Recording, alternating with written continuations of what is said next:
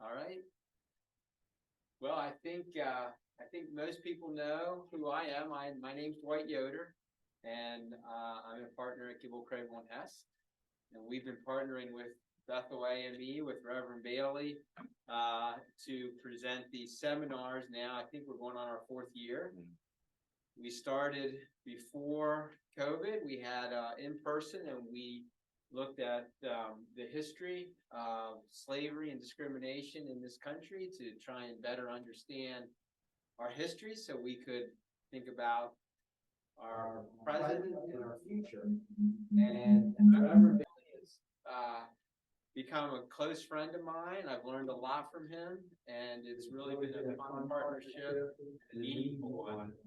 I don't know, Rev, if you want to say anything about I think I was so surprised when I asked Dwight just to come to do one seminar, and this ended up being a continuous, not only friendship, but we could see that it was a work that definitely needed to be done. That there's so many people who are talking about things, but they generally talk about things out of ignorance. When I say ignorance, I'm not trying to insult people, they just don't have the knowledge. And one of the things that we thought we might be able to do is get people at least having the conversation and begin trying to pick up the knowledge. And we're not here to give you all the knowledge. You know, it's like a class when you went to school, and kids who try to get in the classroom usually didn't make it. But those who studied and did things after began finding out there's a whole world of information out there. And to be honest, we need it. God knows that this time in America, we definitely need people to be educated about the history and also about our laws and why it is important to have laws and why those laws should work. And when they don't work, then as a group, as a democracy, we can change those laws. But we gotta have a living, breathing constitution. I didn't mean to go on that. No, that was good. And the thing that has struck me is I have a lot of formal education. So, high school, college, law school. And what was pretty shocking to me as I started on this journey of learning our history was how little of that I learned. And if you think about that, that's a lot of schooling. And to not learn about Reconstruction much, to not learn about that history and how recent it is in terms of discrimination, that our government, both state and federal, instituted. It's pretty shocking, and it made me realize that we as a society and community, we don't know our history. We really don't know our history. So that's part of what this is. And Rev has this saying that he taught me, and I think it kind of really captures what we're hoping to get out of this series. Right, Dwight talks about what he learned, and when I first came to Lancaster, I did not know Black men had died in the Civil War and fought in the Civil War till I came here and I saw Civil War gravestones of Civil War veterans, rather. Just ignorant. I thought I was very well versed in African history and just wasn't, because before they started taking away books, they were leaving education on the floor for a long time, and it's hurt us. So my thing was saying Sankofa is a word that means go back and get it.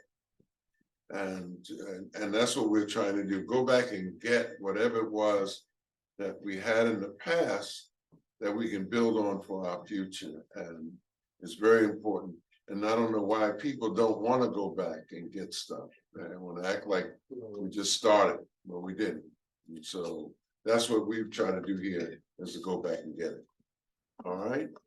And Rev, we don't have a school board telling us what we can say and not say, right? Right. That's right. That's just the craziest thing, that the school board would go to keep people from being educated. But it's been American. It's been an American thing, that our kids have been up and educated. Which is a shame, because we were so far ahead of every other country because of our public education.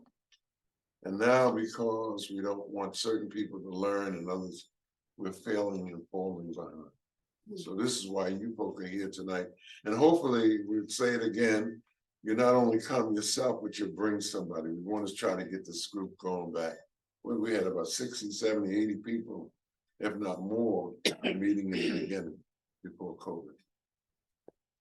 Before we get into kind of the substance here, and Rev, I just will have you maybe give a quick overview of what's happening this Sunday. This Sunday is a groundbreaking service, which you are on the property that's been continuously owned since the 1800s by African Americans, the oldest, longest held property that's in the city. And we are doing a groundbreaking where we're gonna make this ADA compliant, new windows, new doors, try and change things around, as well as on the church.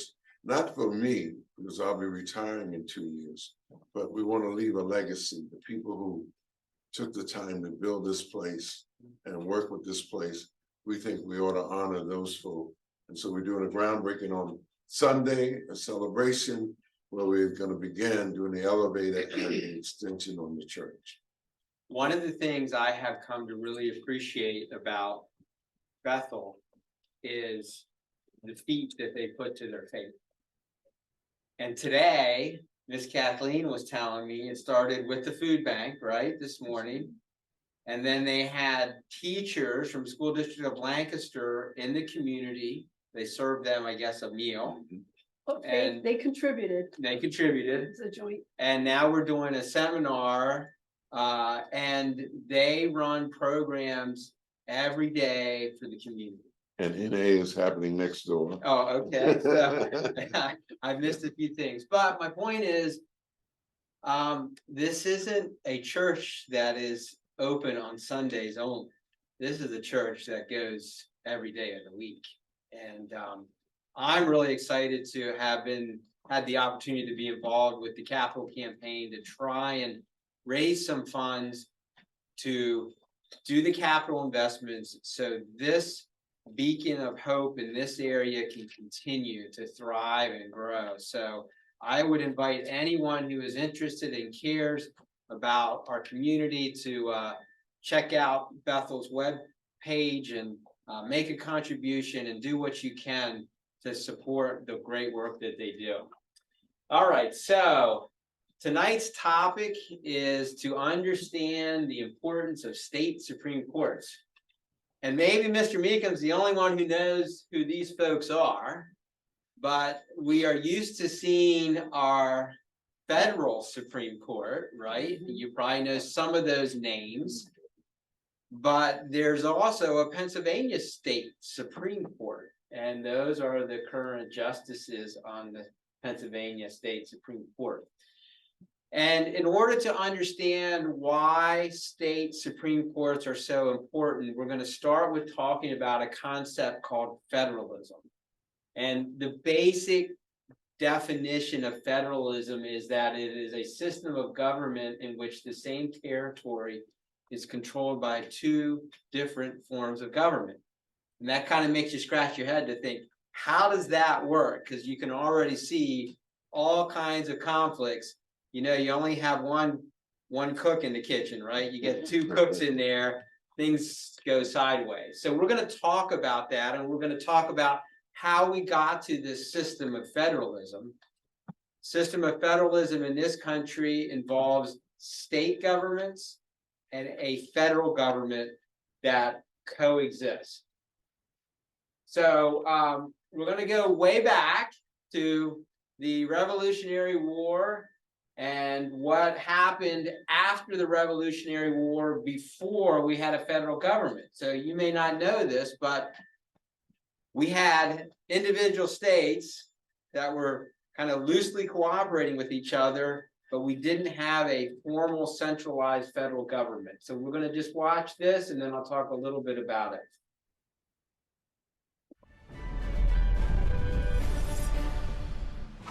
It's 1781. The states are all fighting. No one has the power to get anything done.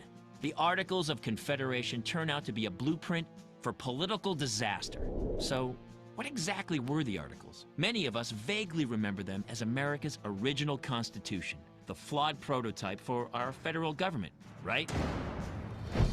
No one thought of them as a constitution. The states had constitutions because the states were the sovereign entities.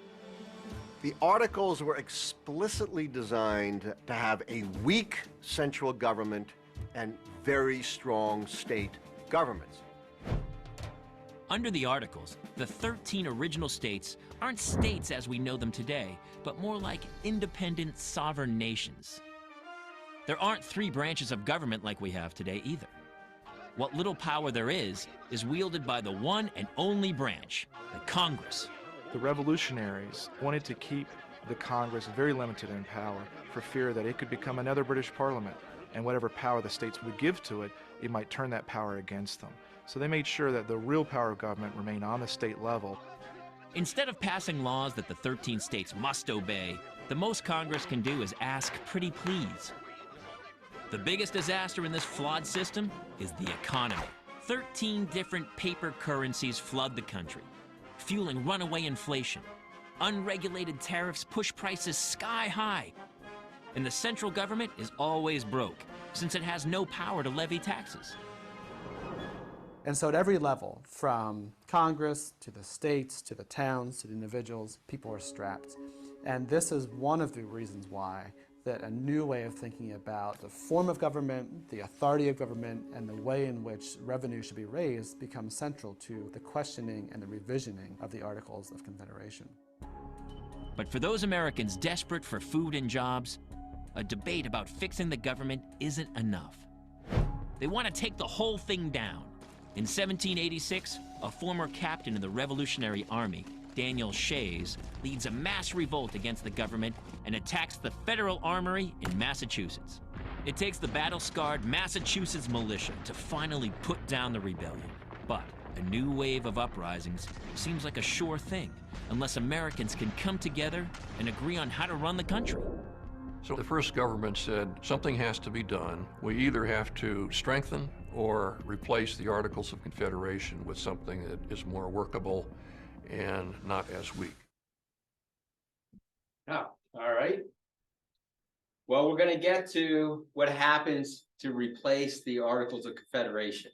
So that was a loosely knit document that didn't have really any centralized power. So we have all these states that are out there on their own. And then in 1787, the Constitutional Convention held in Philadelphia is called, where states send delegates to try and draft a new constitution to form a federal government.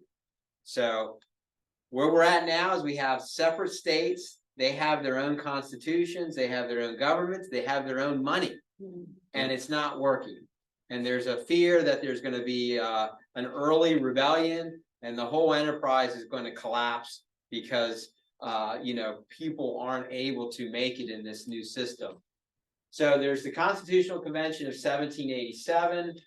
They meet in Philadelphia. There is vigorous debate. There's different interests. There's small states, there's large states, there's states that have enslaved Africans and they have their interests. So everybody's coming to the table with different interests in mind. There are people that are called Federalists and Anti-Federalists, and they are coming with a perspective. Federalists believe there needs to be a strong federal government to be sure that this new kind of country stays on track.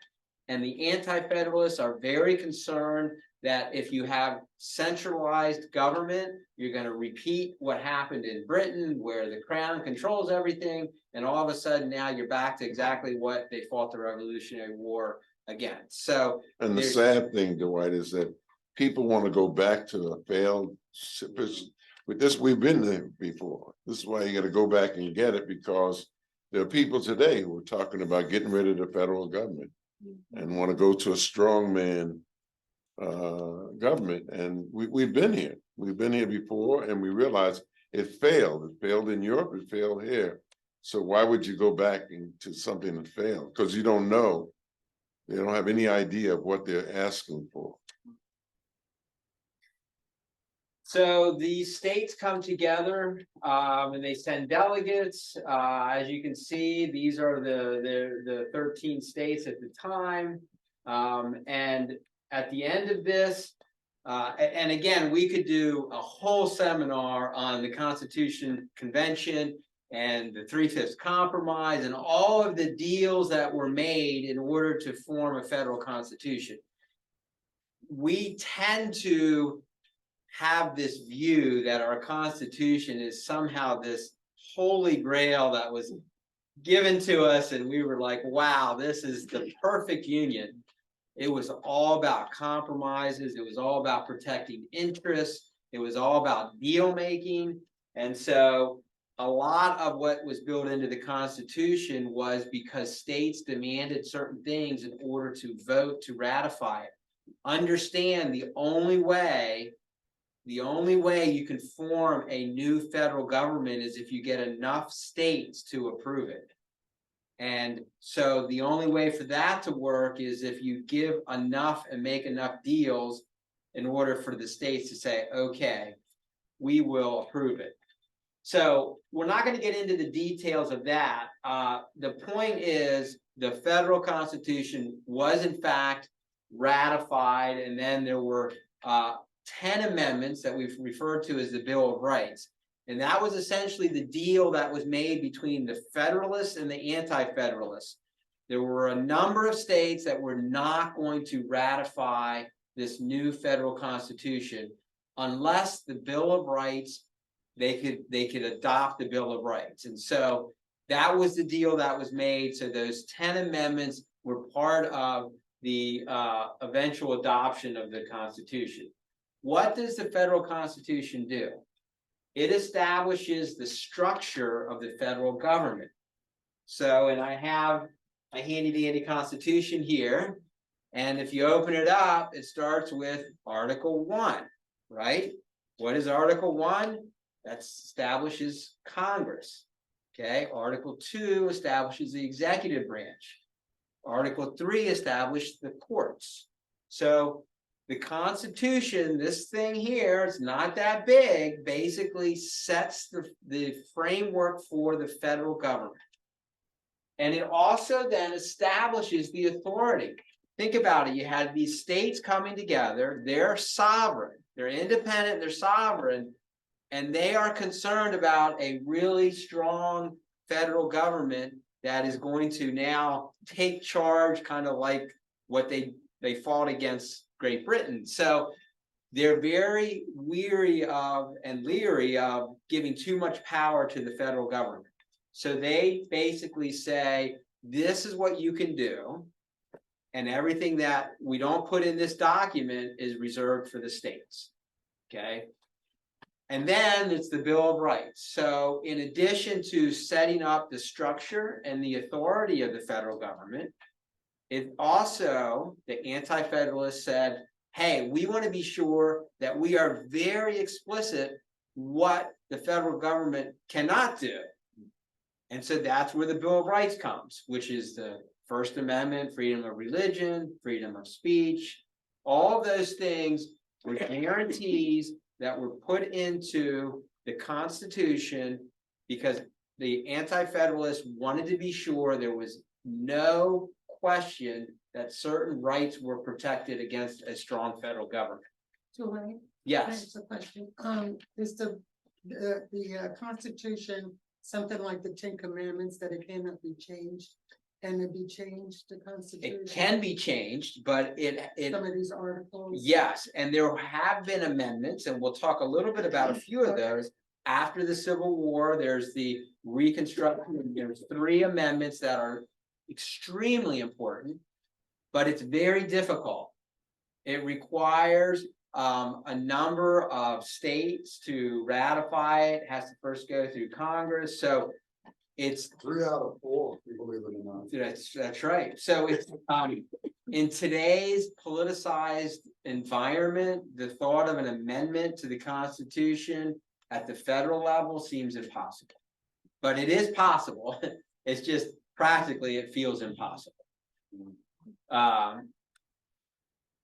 So how, yes, a question about, were the anti-federalists concerned about the erosion of personal rights or states' rights? I think it was, a concern of a centralized federal government with a standing army. I think the concern was it could both erode individual rights, which was, I think, the biggest concern. But also could potentially affect state rights. And states' rights really was more of a question for the southern states than actually for the northern states, and based on slavery. So you might just be thinking like, how is this gonna work, right? Because now we have these states, they come together, they create a federal government that has limited authority to do certain things, and everybody agrees that we're gonna be subject to the federal government as it relates to those areas. And the federal government then is a structure that's set up, and the process goes forward. So what you see here is the federal constitution on the left. This is the Pennsylvania Constitution, okay? So every state has its own constitution. And we're gonna talk about that as it relates to Pennsylvania and other state Supreme Courts and the importance of state constitutions, because one of the things that you'll hear is the federal constitution provides a floor for your rights, not a ceiling, which means state constitutions can provide additional protections that the federal constitution doesn't, right? And we'll talk a bit about that. All right, so there's really 3 points I want you to understand as you think of the relationship between the federal government and state governments. And there's the first rule refers to this clause in the federal constitution in this document, and we refer to it as the supremacy clause, right?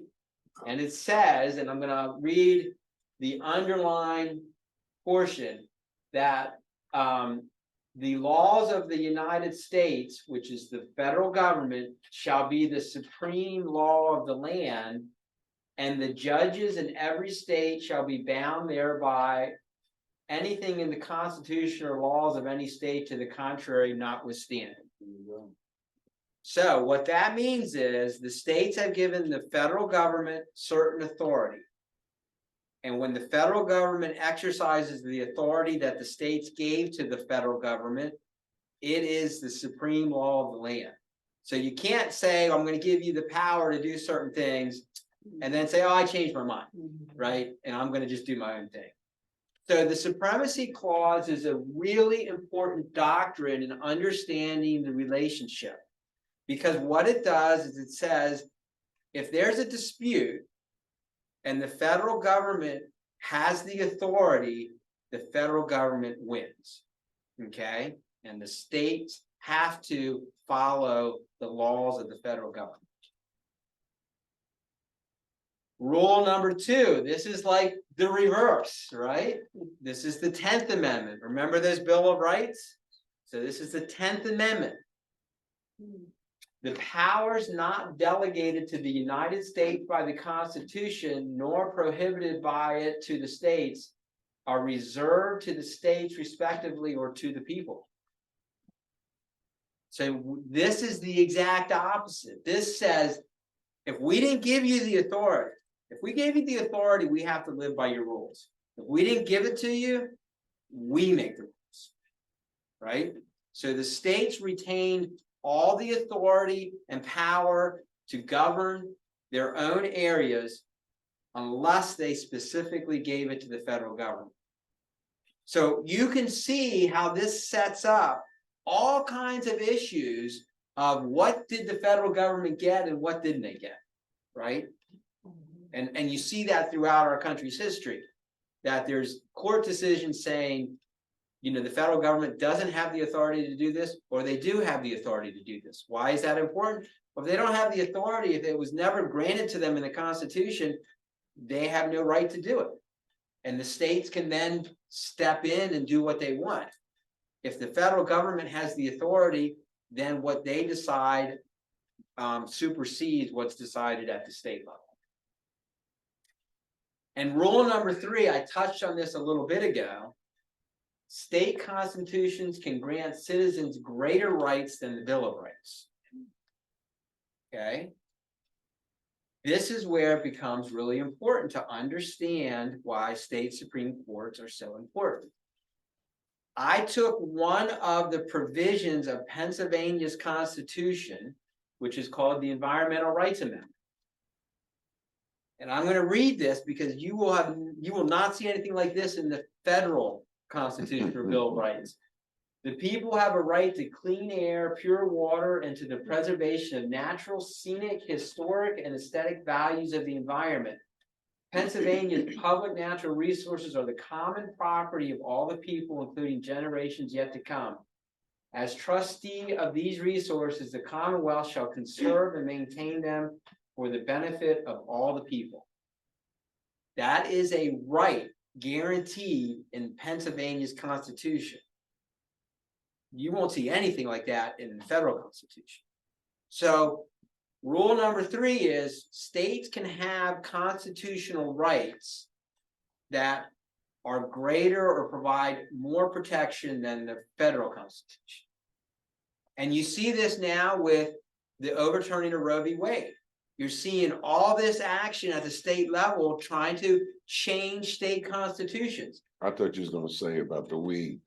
Well, it could be that as well. Well, I mean, think about any issue.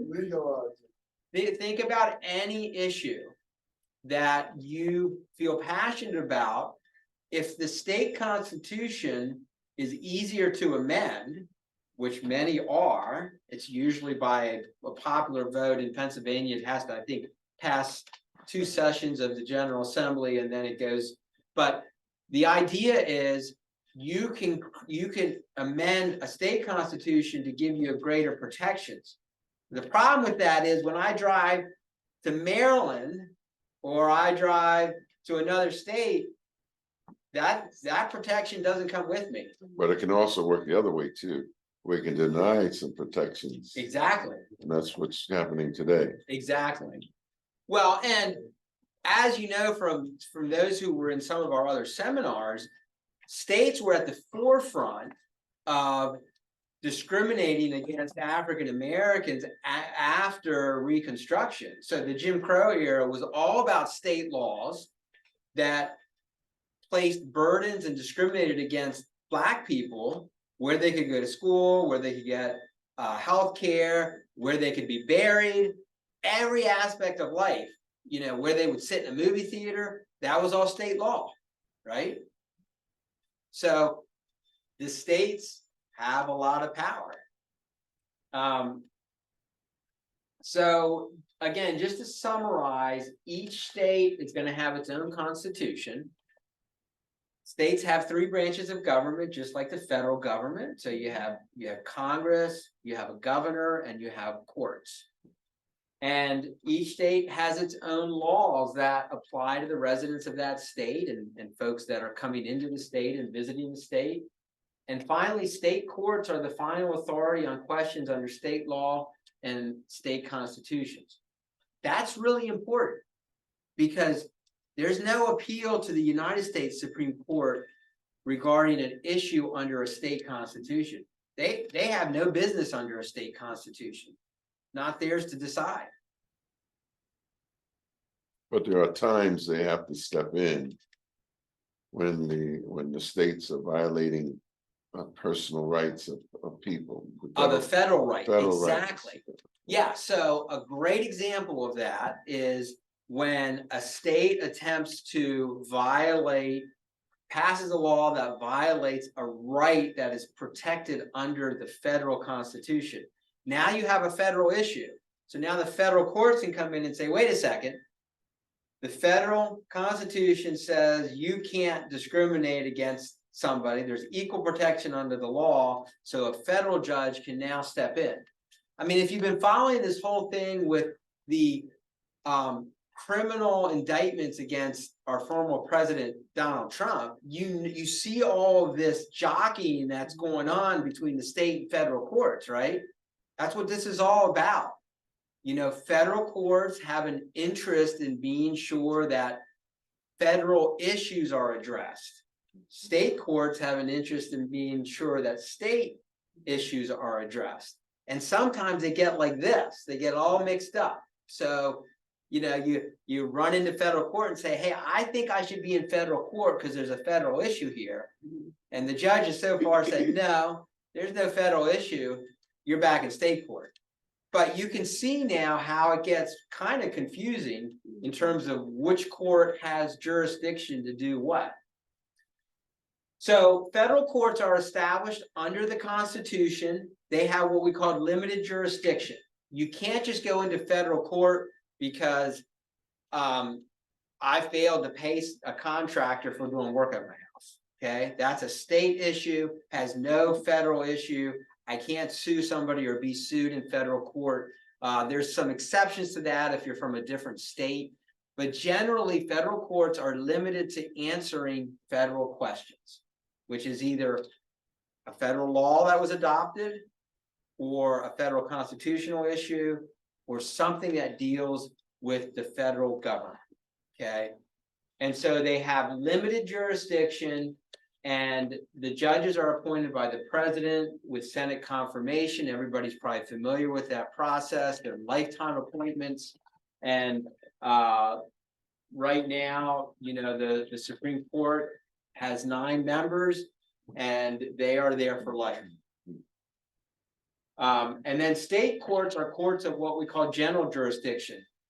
You can go into state court with a federal case. You can actually go in and ask a state judge to hear a case under federal law. Now, the defendant can ask to remove it, but state courts are courts of general jurisdiction. They get to hear everything. And that's what's going on again with the former president, where he's trying to take things from the, rather than having them at the state court, take them to the federal court. Exactly. And since the federal courts are limited jurisdiction, you only get to move it to federal court if you fall into one of those exceptions. We already talked about state courts having the final say in state law and state constitution. So Dwight, could maybe you answer why would somebody want to go to a federal court rather than taking it to the state court? It's a great question. So federal courts, so there's a number of reasons. One is sometimes there's a perception that federal courts are more friendly to one side or the other. They might be more friendly to defendants or typically not for plaintiffs. But in terms of cases like involving the former president, when you go into federal court, most states are divided into districts. So for example, Pennsylvania has an Eastern District, a Middle District, and a Western District. So they have 3 district courts in Pennsylvania. State courts in Pennsylvania are by county. So I think there's what, 67 counties? So there's 67 different counties. Now, when I go into Philadelphia County and I pick a jury, the members of the jury are coming from Philadelphia County. Now, let's say I am a defendant. I'm thinking, I don't want necessarily a jury from just Philadelphia County because I know it's going to probably be more pro-plaintiff. So I'm thinking, if I can remove this to federal court, I'm going to now be in the Eastern District. Well, guess what's in the Eastern District? Lancaster County, Philadelphia County, Montgomery County, Chester County, all those Eastern counties, which is going to be a much more diverse, more likely a different jury pool than if you're just in Philadelphia County. So there's some strategic reasons that attorneys will want to move cases into federal court. And I think that's what was behind some of the defendants attempting to move it out of Georgia, out of Atlanta, because that's going to be a jury pool at Atlanta versus the federal court in that is going to be a lot larger and draw from other areas. So the 3 district courts you're talking about are federal courts. in Pennsylvania. in Pennsylvania. Yep. Eastern District, Middle District, and Western District. Lancaster is just on the edge of the Eastern District. If you go over one more county, York is going to be in the Middle District. So it's kind of like a line north and south across the state. Now, does every state just have 3 or is there more? It depends. Depends Some on the states have just population. one, exactly. Some have 2, some have 3. Okay, so why are state Supreme Courts so important? I think you're starting to get the idea, but I'm gonna play this. You may have heard about Wisconsin State Supreme Court and the recent election there, and we'll listen to this and then talk about it. This is a WISN 12 editorial with President and General Manager Jan Wade. The Wisconsin State Supreme Court race has been called the most important election nobody's ever heard of. But Wisconsinites better pay attention. The implications from this election could affect national politics and all of us for years to come. And here's why. The fight is really about an ideological balance of power. The state's highest court currently leans conservative with a 4-3 majority. And while Wisconsin's Supreme Court elections are officially nonpartisan, some significant highly partisan issues are at stake. Abortion rights, redistricting, and the way elections are run, as well perhaps as former Governor Scott Walker's signature legislation, Act 10, that eliminated collective bargaining for public employees. This election is hugely important. Ads are running and the race is on pace to become the most expensive in Wisconsin history and potentially nationwide. 4 candidates are vying for this highly sought-after seat, which is a 10-year term. 2 are more conservative, 2 are more liberal. The court has leaned conservative for the past 15 years, but a heavyweight fight to flip the court is expected, and millions will be spent on both sides. Our primary is February the 21st, with the top 2 contenders advancing to the April 4th general election. Wisconsin is a critical swing state. The results of this race will have sweeping consequences, and not just here. So for all of our sakes, know these candidates and what they stand for, because the decisions they will make are going to matter for a very long time. I'm Jan Wade. So, that race actually is over now, and there's a new Supreme Court justice for Wisconsin, and it flipped the balance of power. And the reason that's so important, I'm going to go through a few examples here, and then we're gonna do some questions and answers. Is there are a lot of issues that are decided by the states that have national implications. And there's a lot of issues that are decided by the states that affect people in those states. And so one of the things that is important to understand is the federal Constitution. Now, remember, we were back at the Constitutional Convention, right? So they're trying to piece together this Constitution. There's all these competing interests. There's all this trading back and forth. And they come up with this document that has all kinds of deals baked into it. And one of the things in the Constitution says the time, place, and manner of holding election for senators and representatives, this is for the federal government now, not state, shall be prescribed in each state by the legislature thereof. Now think about that. So the folks we're sending to our federal government in the House and the Senate, there's not a uniform way of electing them. The Constitution, when this was adopted, said we're going to leave it up to the state legislatures. Now, that's just trouble, right? That just seems like trouble to me, because every state's going to do it different. Now, there's an argument that having it decentralized is brilliant, because it makes it much more difficult to have some type of stolen election, which we've heard a lot about. So there, in that sense, but if you have a state legislature that wants to make it easy or difficult for certain people to vote, or how they determine the districts where people vote in, they can cause a lot of trouble, right? So one of the things that has happened is gerrymandering, right? Does everybody know what gerrymandering is? So gerrymandering, and with the advent of computer programming, you were able to basically take a state that's 50-50 and gerrymander the congressional districts to dilute certain votes in order to favor one party over the other.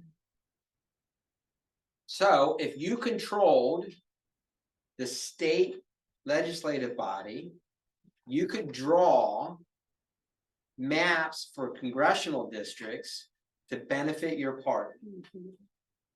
And what that means is the folks we're sending to Washington to pass federal laws and to run our government, at least in the House. Remember, the Senate, 2 senators per state, no gerrymandering there. You got to run across the whole state. But for the House, you can gerrymander it to try and get as many from your party elected to Congress.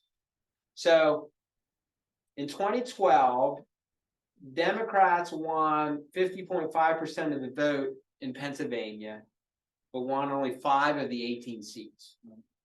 Right? Now, this isn't just a Republican thing.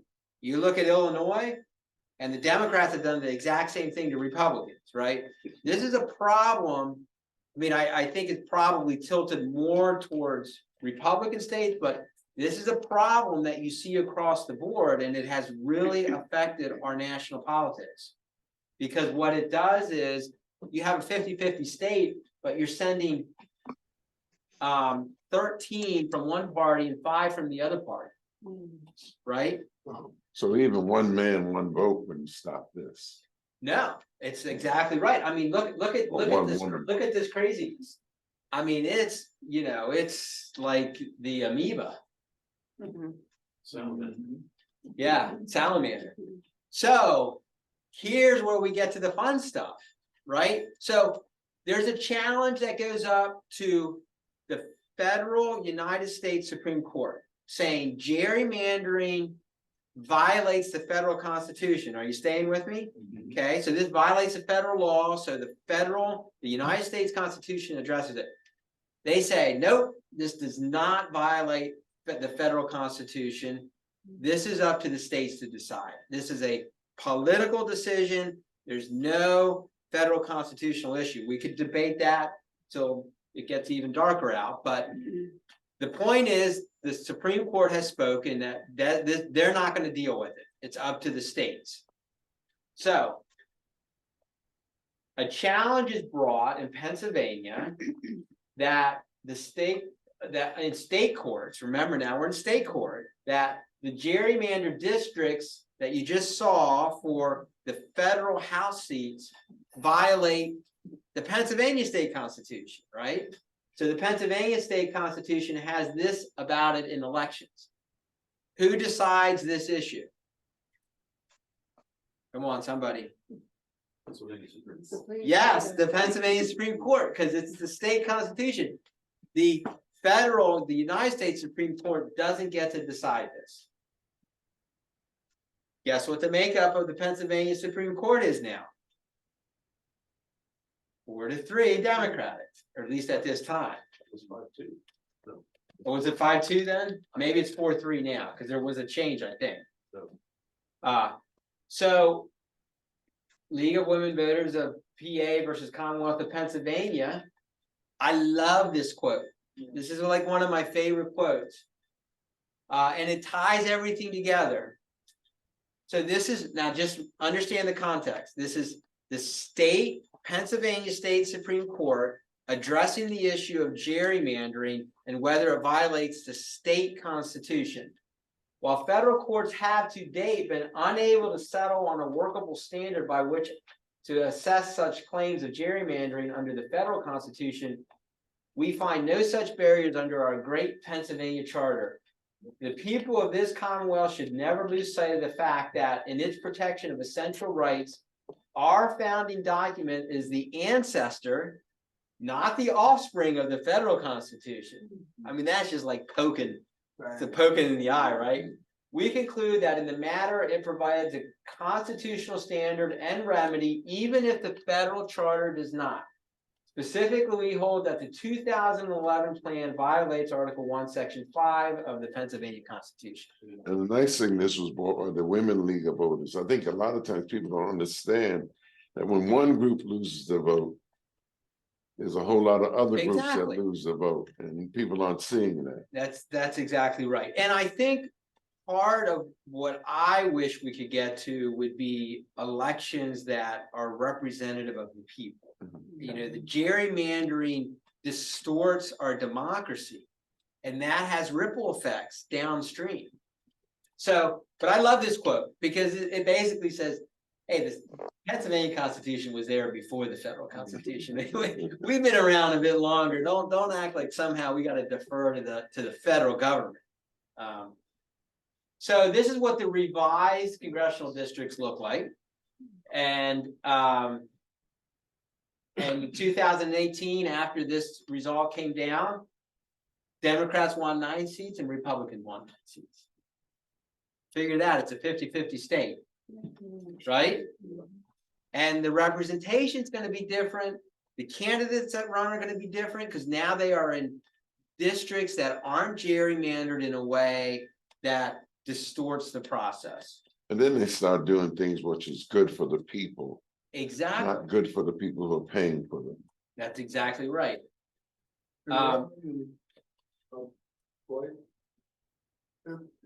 If later on, and sorry for interrupting, but the county has its own problems with allowing people to vote.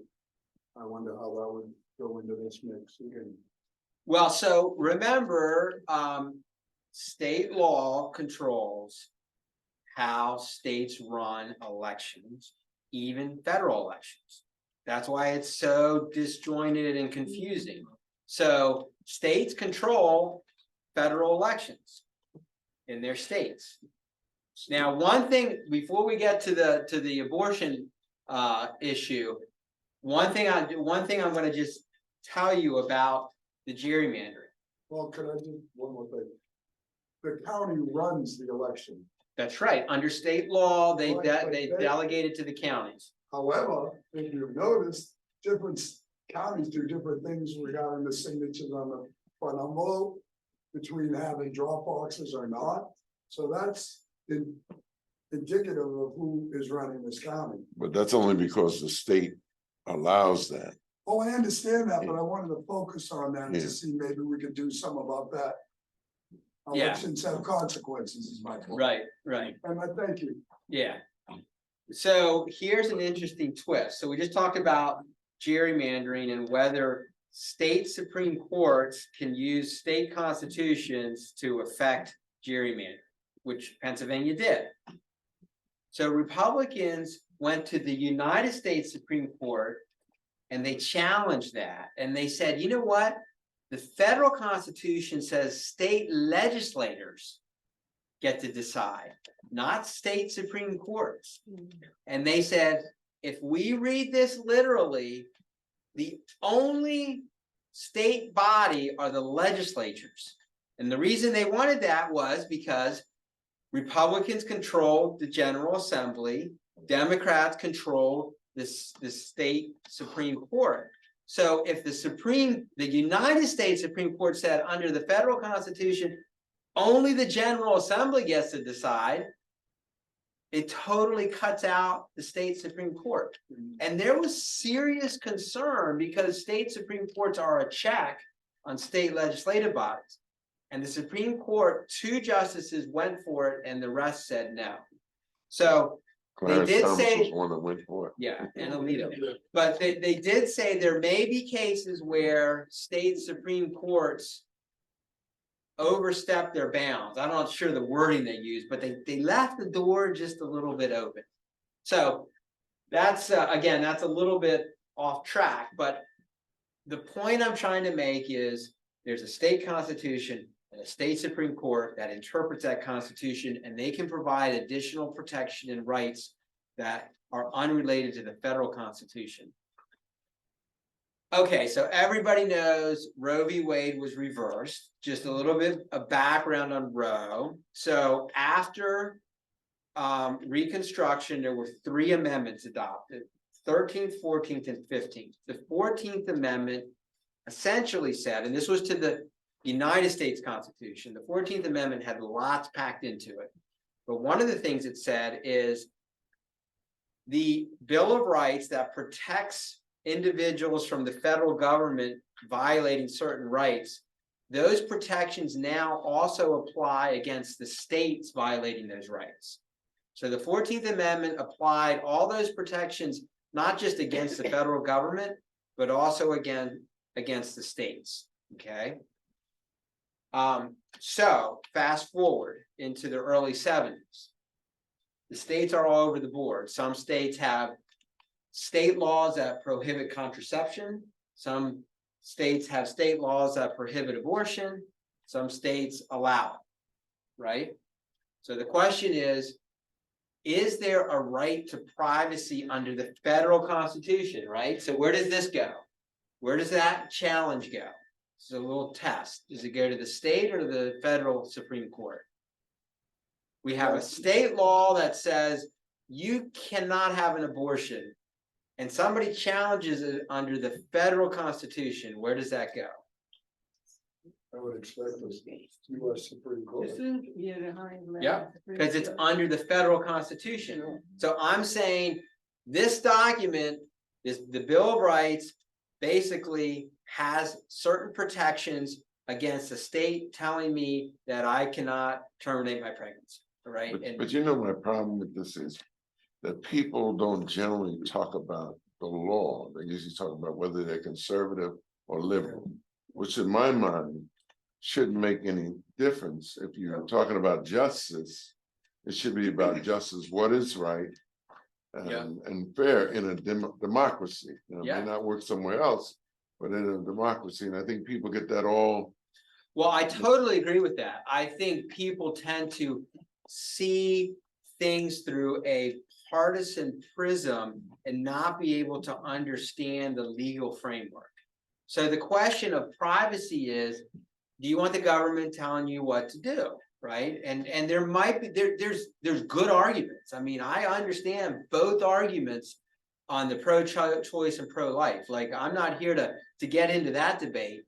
But what I am trying to explain is what happened in Roe v. Wade is a challenge was made to state laws prohibiting abortion, and the United States Supreme Court said there is a fundamental right underneath the federal constitution that allows women to choose whether or not to have an abortion through the first trimester. After that, the federal constitution only protects that in certain limited exceptions. So the states have much greater reign after that first trimester. First trimester, the states, if they tried to prevent that, would violate the federal constitution. So that's the law of the land since the early 70s. And it never provided a right to abortion at any time during the pregnancy. That's right. It was just the first trimester. So it was very specific in how it was drafted and thought through. And I will say there were a number of Republican justices that voted for Roe v. Wade. I think it was a 6-3 decision. So there's a lot of states that still had these laws on the books, and some adopted laws with what's called a trigger mechanism, which says, hey, if Roe is ever reversed, we're automatically going to have laws on the books. Well, Roe was reversed, right? The Dobbs decision.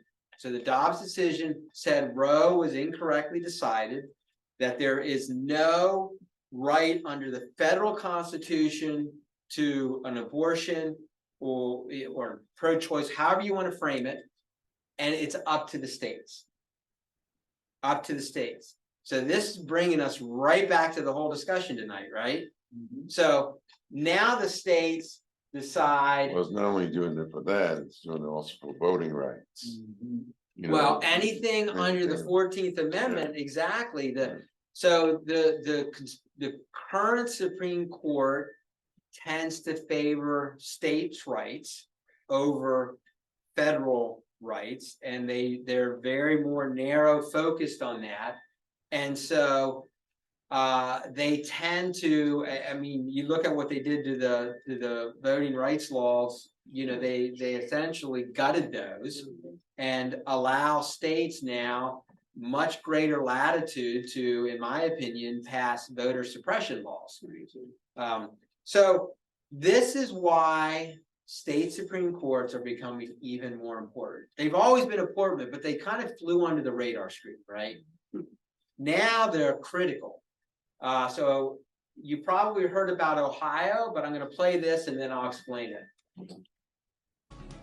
That breaking news, the Ohio Supreme Court has rejected a challenge looking to block the abortion amendment from the November ballot. The amendment, if passed, would make abortion legal in Ohio to the point of fetal viability, with exceptions for the life and health of the mother. A lawsuit filed late last month argued the language was not specific enough to make it to the ballot. The Ohio Supreme Court disagreed, and Ohioans will now vote on abortion in November. All right, so let me just explain that a little bit and then we'll open it up for questions and answers. So we're looking at the Ohio State Constitution. So the federal Constitution is off the table now for any type of abortion issue. So now it's all about state constitutions. And Ohio, in order to amend their state constitution, they can put it on the ballot, and my understanding is they just need a majority. So that's pretty easy.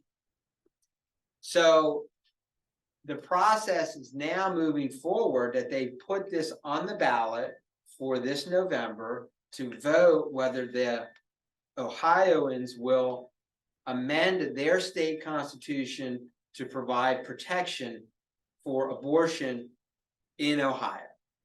And if that passes, then the elected officials in Ohio cannot adopt a state law that would violate the Constitution.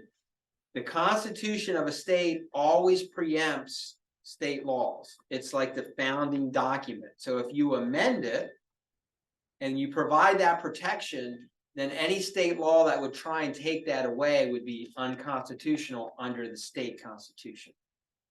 So, as you can see, there was a challenge to whether the question was worded correctly, and that went to the Ohio State Supreme Court because they were hoping that they might bite and say, "Yeah, you can't have this on the ballot because it's not clear."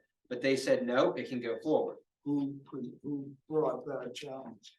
I missed that. I'm not sure. I'm sure it was, you know, probably a group opposed to abortion, and they didn't want this on the ballot because what apparently has happened is in even more conservative states, this issue tends to, I think people are kind of libertarian in many ways, and they don't want the government telling them what to do. And I think that includes with these kinds of decisions.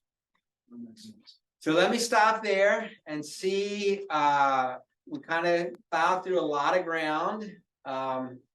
See if there's any questions here or if there's any questions on Zoom that we can talk about or any comments. Welcome to everybody on Zoom.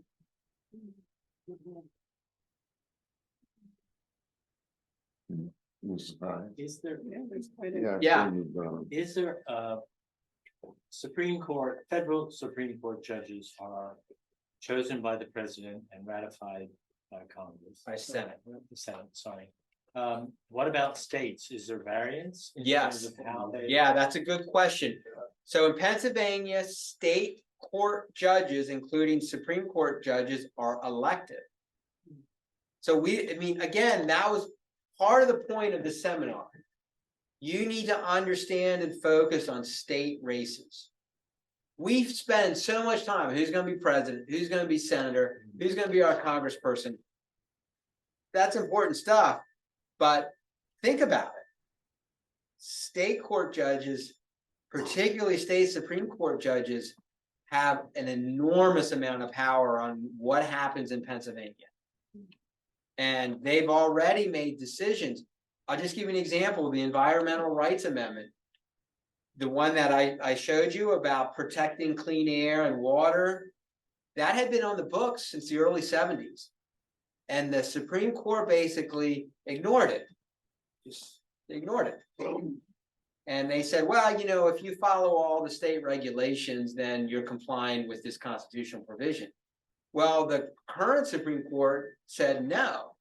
It's an extra separate duty and obligation, and it put real teeth into it now.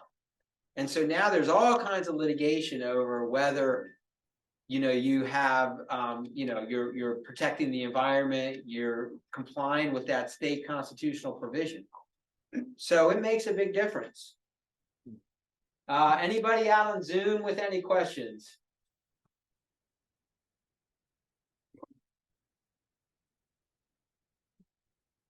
I guess. I grew up in Massachusetts where judges are appointed. You have to talk louder so they Oh, can. yeah, sorry. In Massachusetts, my home state, the governor appoints judges to the bench.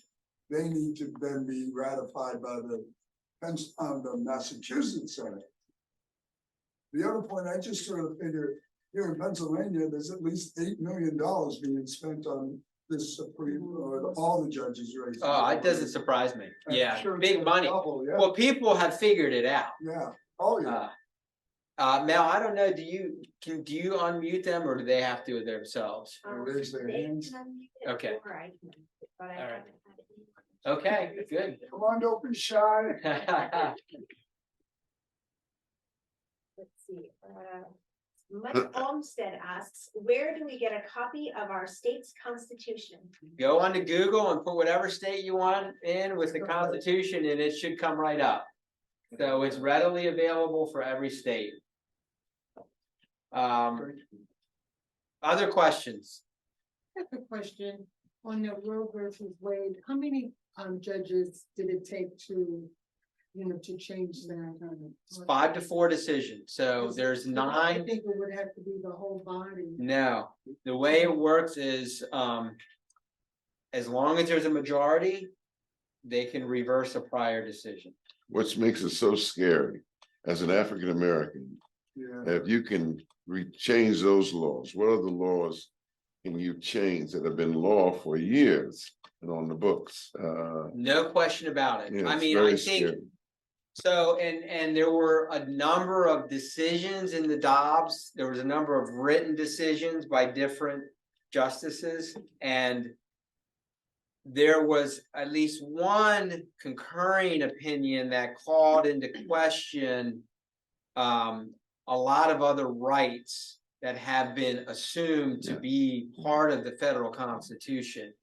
And I think that's what Reverend Bailey is referring to, which is you're just not quite sure where it's going. Clarence Thomas actually, in his opinion, if I'm not mistaken, mentioned that there's a bridge from this decision to the other rights granted to us that 50 years later or further would be stricken.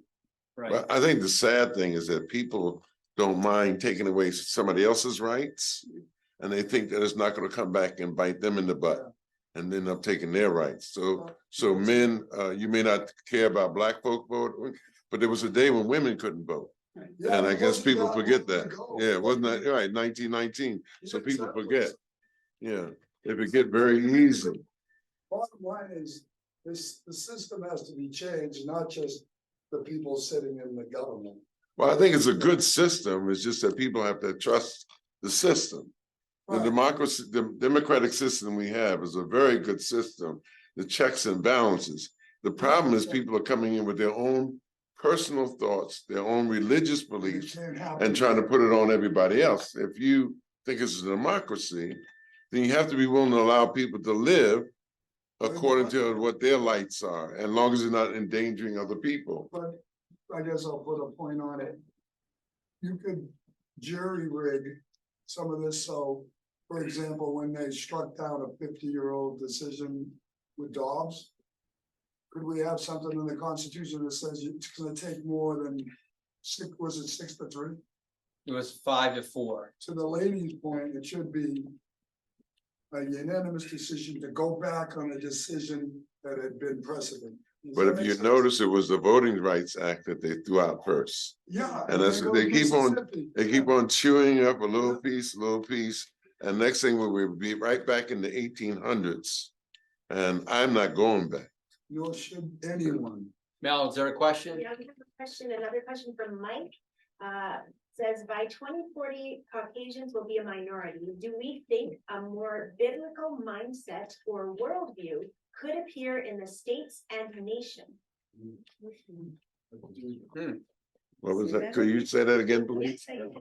So by 2040, Caucasians will be a minority. Do we think a more biblical mindset or worldview could appear in the states and nation due to the changing diversity of makeup? See, if my thinking is if a law is good, it ought to be good for who, no matter what color you are, and whether you're a minority or a majority, that shouldn't matter, you know. But there's some Well, people. yeah, I mean, it's a secular government. That's how it was set up and It should be designed. secular.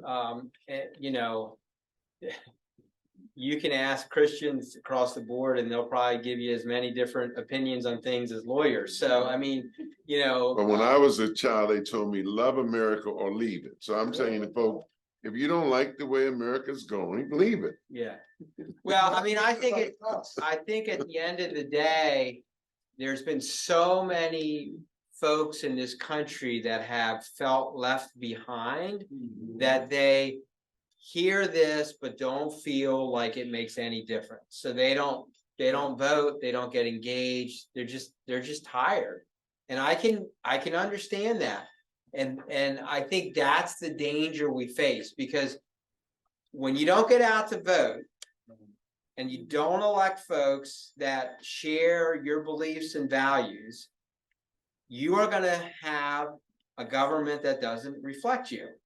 And that's the way it works. Now, there are a lot of things in the system that put barriers up. There's no doubt about it. You know, that the original Constitution was a lot of give and take and deals. But my concern is that folks become so disenfranchised with the whole system that they check out. And then we're left with folks not voting, and when you stop voting, you don't get a representative democracy. But Mike's question kind of goes to where the trouble is in America. Somehow people believe that Caucasians become a minority, that somehow other folk are going to do to them what was being done to others. And what they don't understand, Black folk especially have fought for a more democratic democracy in America. We want that. So why would we turn around now Because and do to others what they've done to us, which makes no sense at all. well, they've been whipped up in a fury by Yeah. some orange coward clown. Yeah. People I won't name. Yeah. No, we're not going there. The orange man.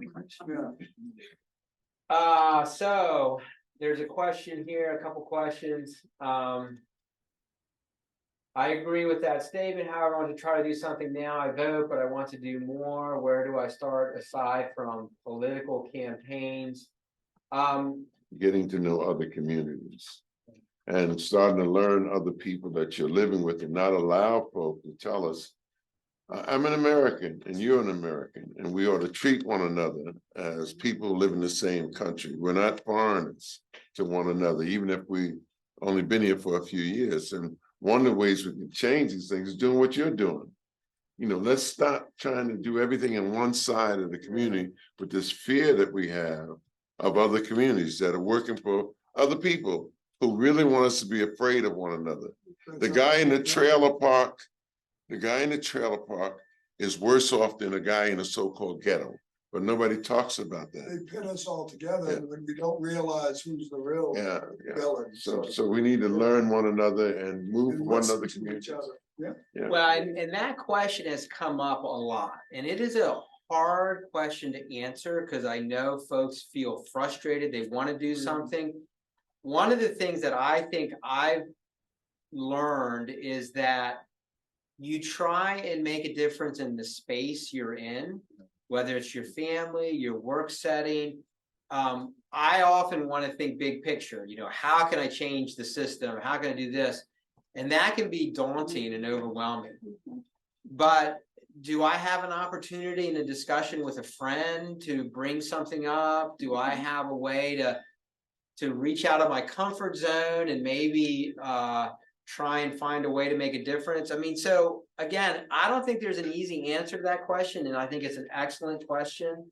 But I do think we all have our spheres of influence that in our own ways, we can make a difference.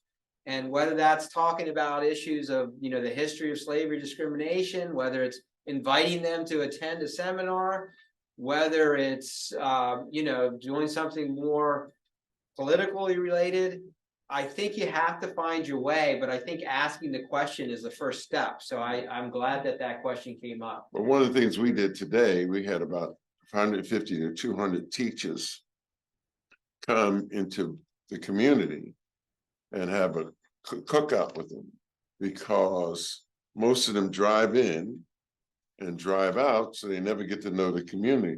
So some of them were surprised. Some of that needs to happen, but people, I know white folk. White folk don't know me. And so as long as they don't know me, they're going to be afraid of me. They're going to think all kinds of weird things about me. It's the voice. And well, it's the voice and my size, but mainly my color. Of course. And so what we need to do is we need to begin changing that if we can. And that's why I appreciate the white, because the white has paid a price for doing this. It costs. And you're not going to get, it costs friends, costs other people. What are you trying to do that for? Why are you going over there down in the ghetto? But these things need to happen. But you're bringing people together like that. Well, that's what God called me. When the guy says a biblical, that's what he says, a biblical thing. This is what we should be doing. It's all whites doing it. Well, I don't know. Ballot, your name on the ballot? No. He doesn't want to be on the ballot either. No, thank you. Never So the question about whether other countries have less partisan setups, I don't know if I can really answer that.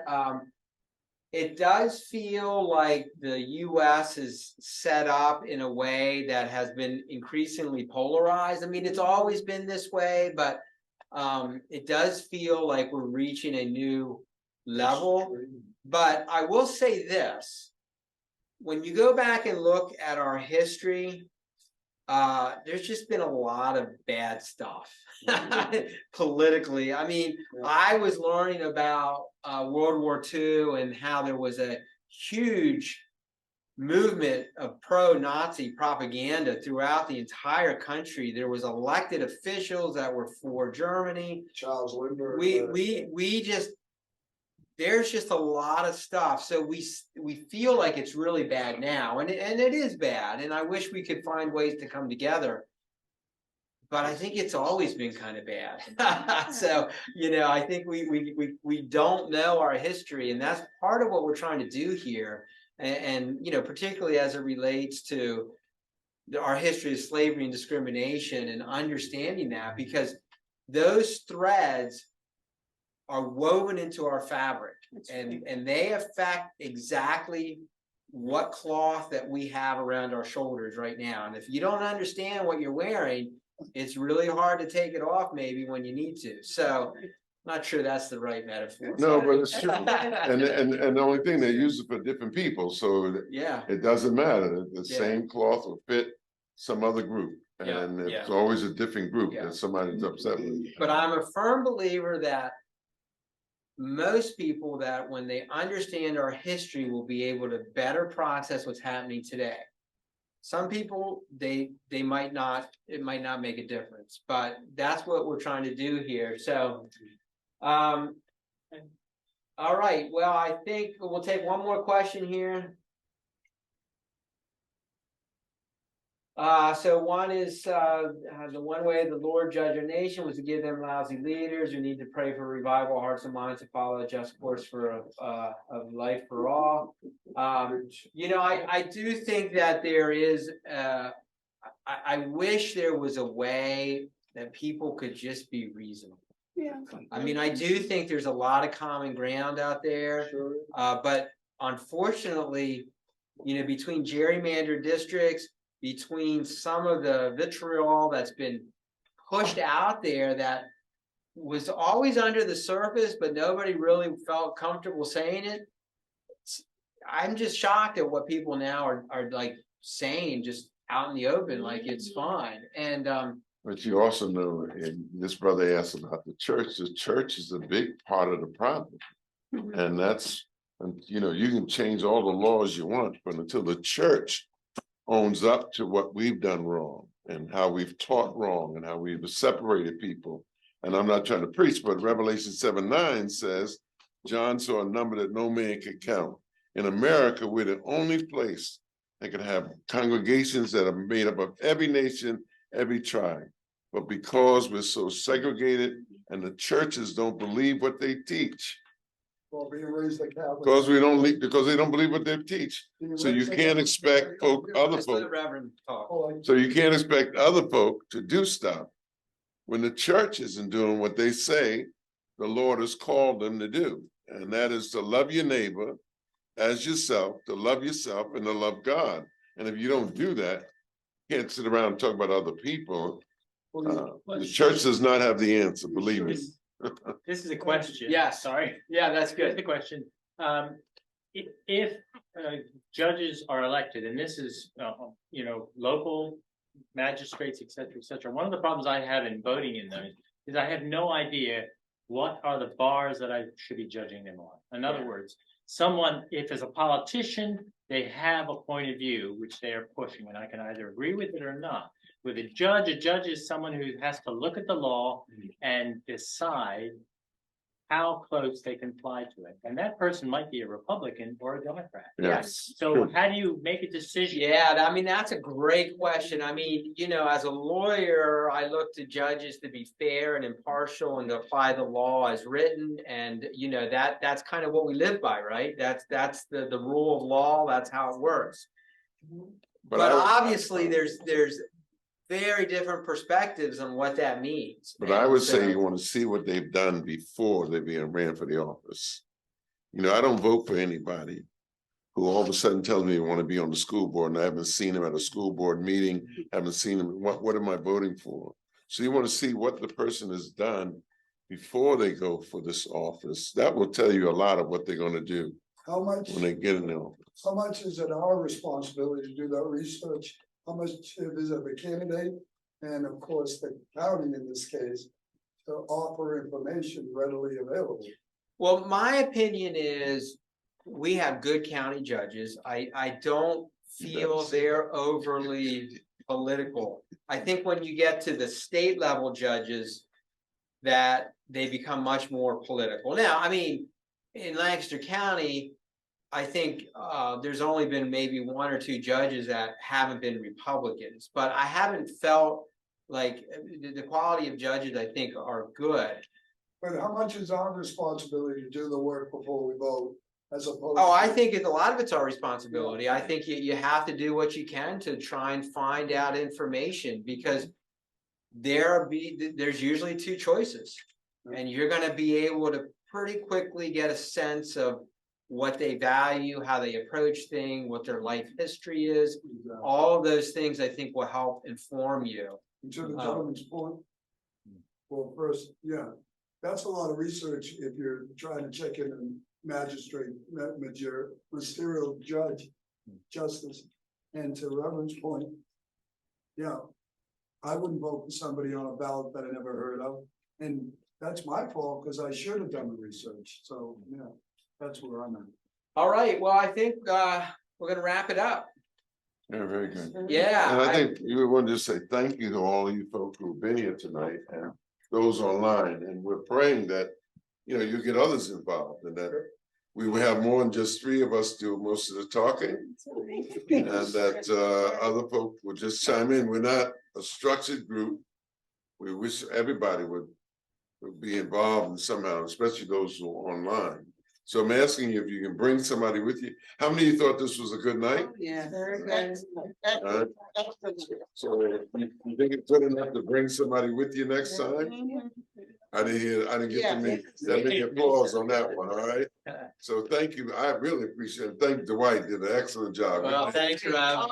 And we do hope to get a schedule out here in the next month or two for our seminar series for 2024. We're gonna try and retrace our roots and go back over the history and do that hopefully in this virtual and in-person environment. So thank you all. And we're also looking for folks who will work with us on a smaller committee that plans these out. So if you're open to working with us, we would appreciate it because we have lost a few people who had to do some other things. You might not have realized there was a conflict. They're holding a listening session about the design, form, and function of the new prison. That's happening today, but this was the place to be. Really. All right, thank you, everyone. Thank you for those on virtual. We'll see you next time. Thanks. Thank you. I put the African